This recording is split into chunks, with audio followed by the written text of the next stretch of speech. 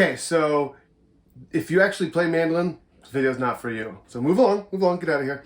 Okay, if you have seen a mandolin in a music store, or maybe a friend has one, or again, most likely you are beginning to play guitar and you find yourself at a guitar center or a Sam Ash or something, and there might be a mandolin around, I want to show you how, as a beginning guitar player, you can start to play mandolin. I'm a beginner myself. I'm not very good, but I have figured out a few things about the mandolin and its tuning that make it relatable for guitar players. Okay, so we're going to do this in two parts. We're going to do one part about chords and one part about scales. I think chords are probably more important for most of you because if you're just starting out, you might just want to take the mandolin and learn how to play along with somebody and get a different texture. So if you play violin or cello, you actually already know the tuning system. It's exactly the same as a violin, so anybody who's used to it can just transfer. For guitar, it's a little different, but what you have to realize is that the 4 courses on the mandolin, the 4 sets of 2 strings apiece, are basically tuned to the bottom 4 strings of a guitar, but backwards. So normally we would start on E and then have A, D, and G.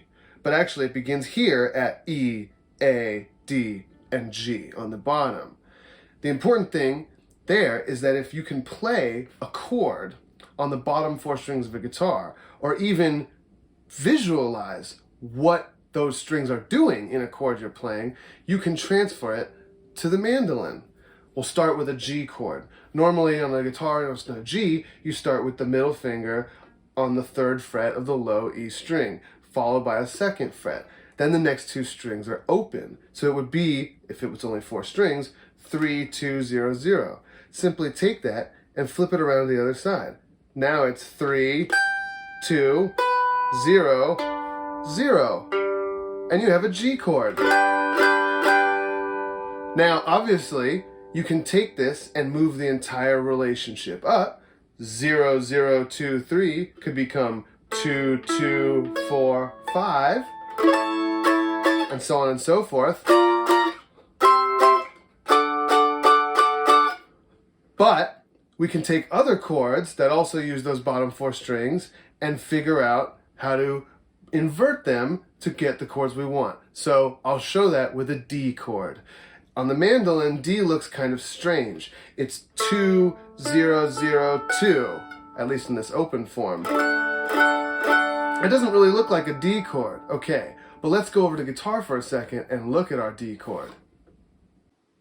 Okay, so on guitar, a D chord looks like this. It's a familiar little triangle many of us have played.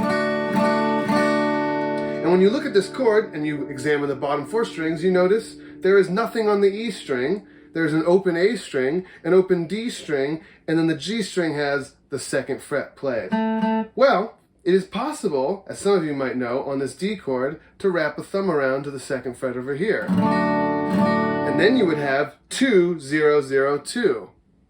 So if we go back to our mandolin, we're going to use those 3, and we're going to add that one to get our full chord. And we're back. So the mandolin here, we're doing 2, 0, 0, 2 again, because of course, either way, it's the same, 2, 0, 0, 2. And now you have your D chord. So that's how chords can work for you beginning guitar players on the mandolin. Now, scales are exactly the same way.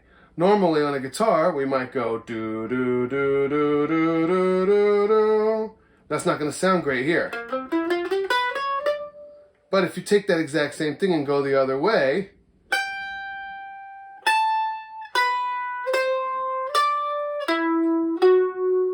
now the scale becomes apparent.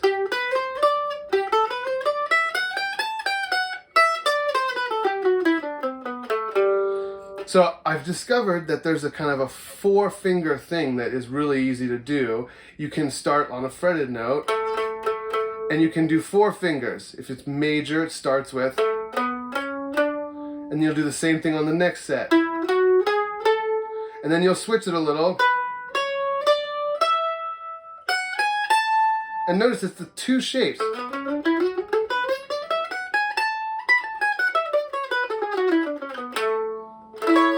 Scales.